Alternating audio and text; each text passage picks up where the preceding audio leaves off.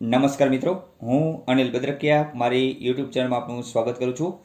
આ વિડીયોમાં હું તમને કચ્છ શિક્ષક ભરતીની જે જાહેરાત થઈ છે તેના વિશેની સંપૂર્ણ માહિતી આપીશ, તો વિડીયો અંત સુધી જોશો। અને હા, વિડીયો ગમે તો વિડીયોમાં લાઇક અને કમેન્ટ જરૂરથી કરજો, તેમજ જો ચેનલમાં નવા હોય તો ચેનલને સબસ્ક્રાઇબ કરી બેલ આઇકન જરૂરથી દબાવી દેજો। તો ચાલો વિડીયોની શરૂઆત કરીએ।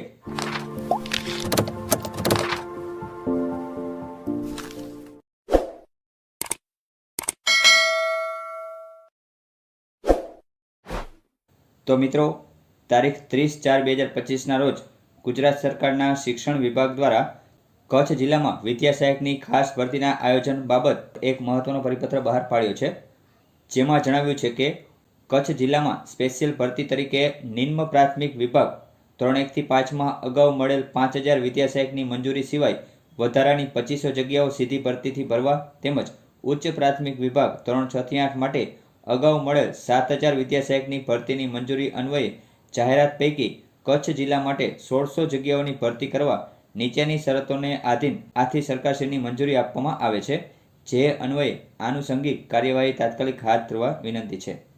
તો મિત્રો, સરકાર દ્વારા કચ્છની અંદર ધોરણ 1 થી 5માં 2500 જગ્યાઓ અને ધોરણ 6 થી 8માં 1600 જેટલી જગ્યાઓ પર મંજૂરી આપવામાં આવી છે, જેના માટે કેટલીક શરતો રાખેલી છે।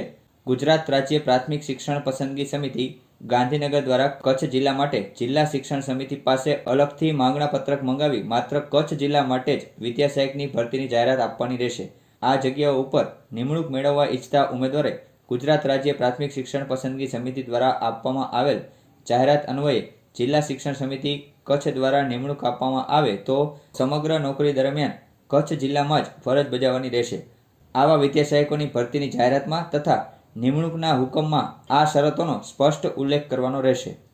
આ ભરતી અંતર્ગત નિમણૂક પામેલ વિદ્યા સહાયકો, પ્રાથમિક શિક્ષક, ઉચ્ચ પ્રાથમિક શિક્ષક શિક્ષણ વિભાગના તારીખ 11/5/2023ના ઠરાવ અને તે અંતર્ગતના સુધારા ઠરાવોની નિયત થયેલ બદલી નિયમોના વધઘટ બદલી અને જિલ્લા આંતરિક બદલી તેમજ વહીવટી બદલી સિવાયની અન્ય કોઈ બદલીની જોગવાઈ લાગુ પડશે નહીં।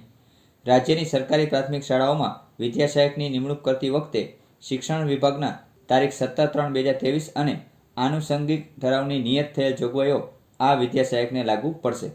તો મિત્રો, આ કચ્છમાં જે ભરતી થવા જઈ રહી છે તે સીધી ભરતી છે।